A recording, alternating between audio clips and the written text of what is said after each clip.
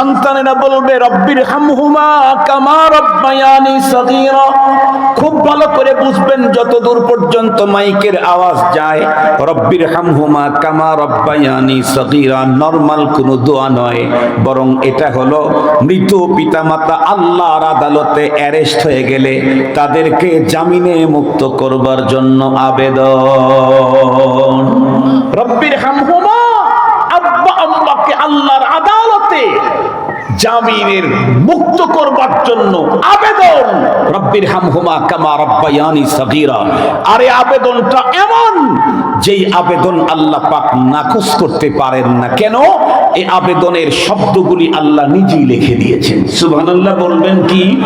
রব্বির হামহুমা কোন পীর আমারে শিখায় নাই, রব্বির হামহুমা কোন উস্তাদ আমারে শিখায় নাই, রব্বির হামহুমা কোন দুনিয়ার কোন কুতুব আমারে শিখায় নাই, রব্বির হামহুমা কোন পয়গম্বর আমারে শিখায় নাই।